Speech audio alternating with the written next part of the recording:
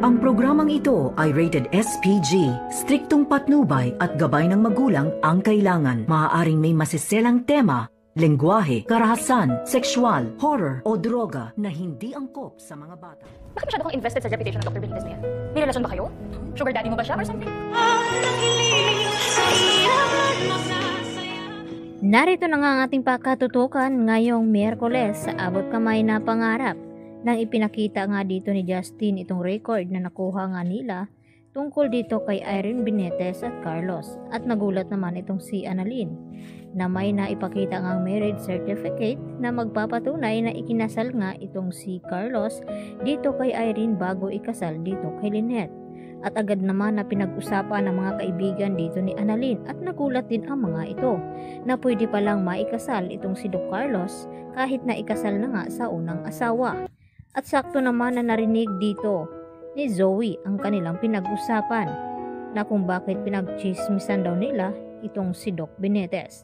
At sumagot itong si Justin na masyado daw itong intended itong si Zoe. May relasyon ba daw sila o sugar daddy or something? At sumagot si Zoe na ang dumi daw ng isip dito ni Justin. At masama ba daw na depensahan niya itong kanyang pagkaparihang posisyon na bilang doktor doon sa kabilang ospital. At maya-maya nga, ipinakita ni Justin kay Zoe ang kanilang nakuhang ebidensya laban dito kay Doc Carlos. At baka daw ay gawa-gawa lang naman daw ito ni Justin.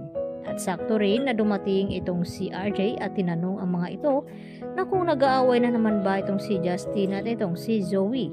At sumagot si Justin dito kay RJ na hindi daw sila nag-aaway.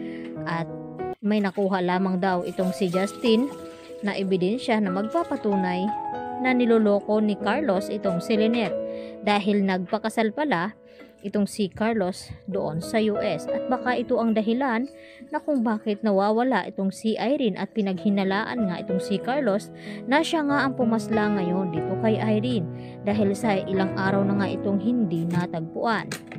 At dito naman na hindi makontak ngayon ni Annalyn ang kanyang ina, at iniisip nilang lahat na kinidnap nga at pilit na isinama ni Carlos itong si Lynette kung saan mang lupalop ng lugar dahil hindi nga nagamit nila yung ticket papunta ng ibang bansa upang magbakasyon.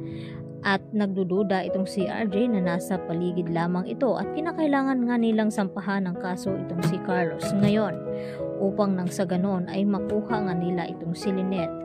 At agad naman na inasikaso ni Annalyn itong katawan ni Irene na makita ito dahil ito nga ang kanilang gagamiting ebidensya upang palabasin sa lungga itong si Doc Carlos Benitez. At nagmulat na nga itong si Lynette nang ito'y isinama ni Carlos nang walang kaalam-alam dahil sinuntok na ito ni Carlos sa tiyan. At nagulat na lamang ito na nakatali na nga itong si Lynette at hindi niya alam kung saang lugar nga na naroon sila. At dito umiyak si Lynette kay Carlos na pakawalan nga siya dito sa pagkatali at iuwi na muna siya doon nga sa kanilang bahay upang makita niya itong si Annalyn at si Chang Susan na baka raw ay nag-aalala na ito. At dito naman na sinabi ni Carlos na hindi na nga daw niya ito ibabalik si Lynette dahil ang gusto niya na magkasama lamang daw sila. At dito naman maya-maya na tumawag si Zoe kay Carlos at nagtanong si Lynette kung sino nga itong tumawag sa kanya. At hindi naman sinabi ni Carlos kay Lynette na si Zoe ang tumawag, at dito nga na bumaba siya upang makausap itong si Zoe.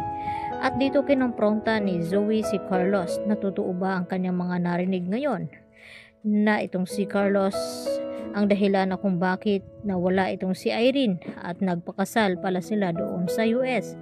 At dito naman na itinanggi ni Carlos ang mga paratang. Subalit ay naamoy nga ni Zoe ang mga kilos ni Carlos dahil ganyan daw itong kanyang ina na pinagtakpan ang lihim dahil alam niya na siya nga ang gumawa ng krimen na iyon.